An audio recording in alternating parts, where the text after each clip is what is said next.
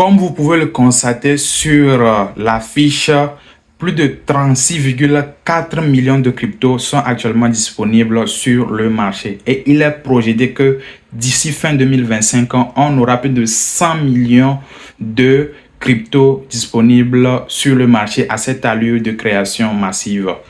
Qu'est-ce qui peut expliquer cette création massive de crypto-monnaies-là?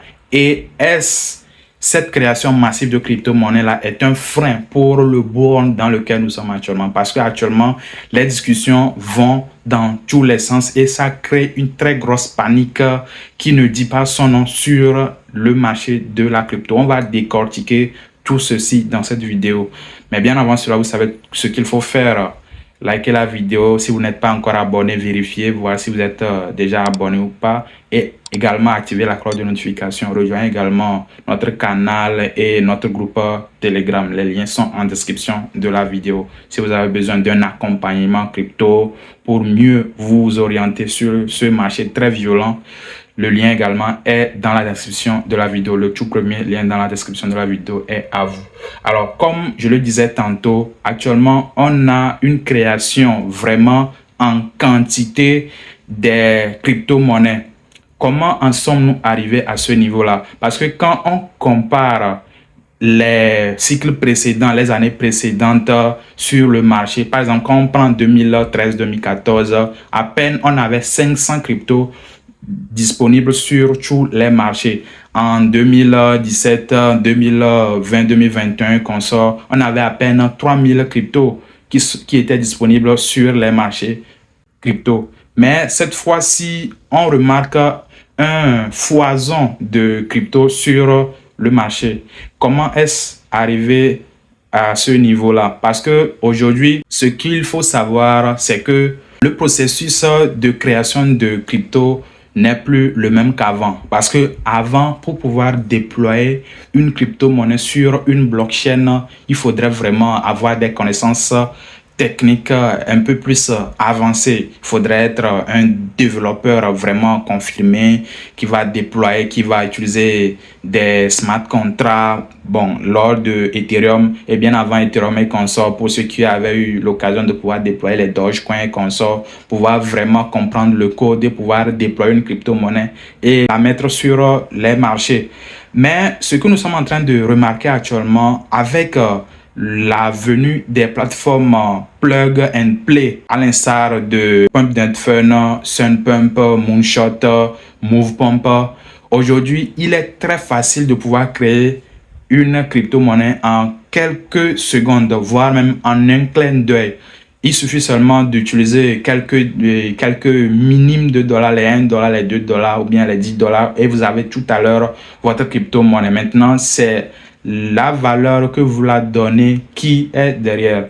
Et Pump.Fun a commencé cette tendance de création facile de crypto-monnaie de telle sorte qu'aujourd'hui, on voit dans la génération des revenus de cette plateforme des centaines de millions de dollars sur Solana. Cela veut dire que les gens sont en train d'utiliser à fond cette plateforme et c'est ça même qui a inspiré d'autres plateformes dont j'ai parlé tantôt.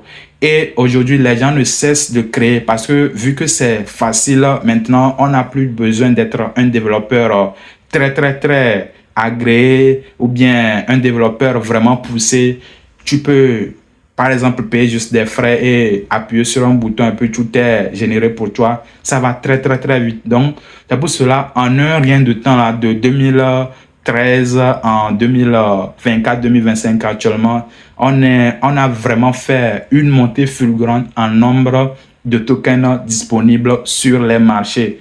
Et aujourd'hui, ça devient une inquiétude pour les investisseurs sur le marché parce que ce qui est en train de se passer actuellement, les gens se disent que on a eu à entendre des histoires du genre en 2013, on a connu des crypto-monnaies qui ont eu à faire des fois 10 000, des fois 100 000. En 2017, pareil, des multiples vraiment incroyables. En 2021, pareil. C'était dans un environnement où on n'avait pas assez de crypto-monnaies, mais on avait assez de liquidités. Parce que quand on prend par exemple le cas de 2021, quand le stimulus check aux USA est arrivé, c'est arrivé sur les marchés financiers et plus notamment le marché des crypto-monnaies et on a vu un peu ce que ça a donné. Et vu qu'on n'avait pas assez de crypto-monnaies, les gens se sont concentrés et puis ils ont acheté les crypto-monnaies et la liquidité passait facilement. C'est pour cela qu'on avait connu vraiment une euphorie, un achat vraiment massif des crypto-monnaies sur voilà, tout le marché et on a senti l'effet.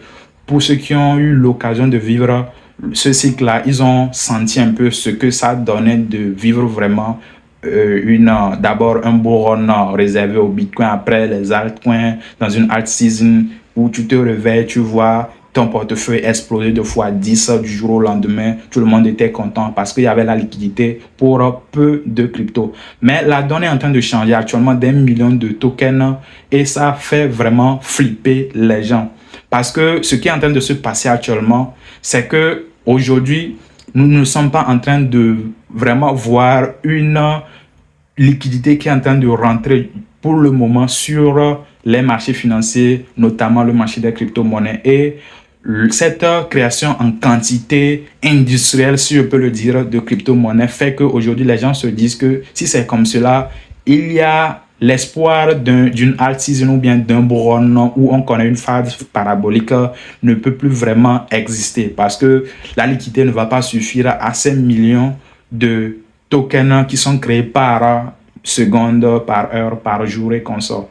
Mais il faut que j'arrête ce pessimisme jusqu'ici parce qu'aujourd'hui, on voit aussi des comptes, bon, essayer d'aller dans le même sens comme quoi, bon, on n'aura pas une phase parabolique. En tout cas, bon, le marché ne nous doit rien après tout. On sait tous que le marché ne nous doit rien. Le marché fait ce qu'il veut qu'on sort. Mais il faut qu'on soit un peu plus réaliste. Ces 36,4 millions de tokens qui ont été créés aujourd'hui, nous sommes d'accord que la plupart, ce sont tout simplement des initiatives personnelles. Il n'y a vraiment rien de solide derrière. On l'avait vu avec les cycles précédents, même si ce n'était pas à la même quantité. On l'a vu au cycle précédent. Ce n'est pas toutes les crypto-monnaies qui ont été créées au cycle précédent qui ont pu exister et on est venu encore dans ce nouveau cycle-là. Et même si aujourd'hui on a beaucoup plus de crypto-monnaies disponibles sur le marché, ça ne veut absolument rien dire. Aujourd'hui, on a cette quantité-là, mais ce qu'il faut savoir, c'est que seulement 1%, on peut le dire, de la liquidité est réservé à ces millions de crypto-monnaies-là. Les crypto-monnaies qui vont vraiment performer sont ces crypto-monnaies-là qui sont en haut de l'échelle en allant. C'est-à-dire ces crypto-monnaies-là qui sont en train de build quelque chose de vraiment consistant. C'est vrai que, bon, aujourd'hui, quand on prend par exemple des cryptos comme Filecoin, des cryptos comme Actor, ces genres de crypto, par exemple, au moins aujourd'hui, on peut sortir des plateformes comme Pump.Fun, des plateformes de création de même que comme Pump.Fun, et ça a donné quelque chose. Mais ce sont des cas vraiment isolés. Cela ne veut pas dire qu'aujourd'hui, donc, que ces millions de tokens ou bien de crypto-monnaies qui ont été créés là vont venir absorber la liquidité sur les marchés. C'est carrément un faux problème. Donc, cette histoire de panique, cette histoire de ça va causer que ça va faire que on va pas avoir une phase parabolique d'un bull run. Je pense que c'est tout simplement un faux problème. Il faut pas, le problème n'est pas là. Mais le problème est maintenant de votre côté en tant qu'investisseur crypto. Il faut maintenant être vraiment très sélectif.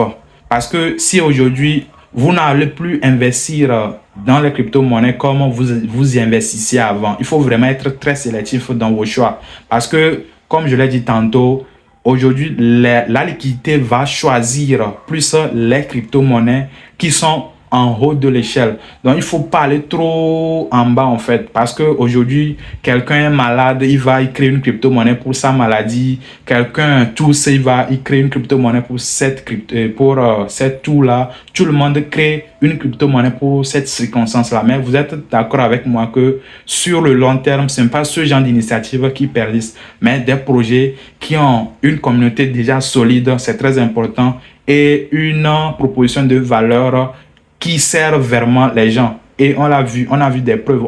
Si on a aujourd'hui des cryptos qui existent toujours, c'est que ils ont soit la technologie qui continue d'être adoptée, les Solana, les Elrond, tout ce que vous voulez, les Cardano et consorts sont toujours là, par exemple, aujourd'hui. C'est parce qu'on continue de les adopter et leur communauté également sont fortes derrière elles. Les Ethereum et consorts, si aujourd'hui on a ces grosses capitalisations, sont toujours là et aujourd'hui on continue de les voir, c'est qu'il y a une certaine utilisation, une certaine adoption derrière et une certaine communauté.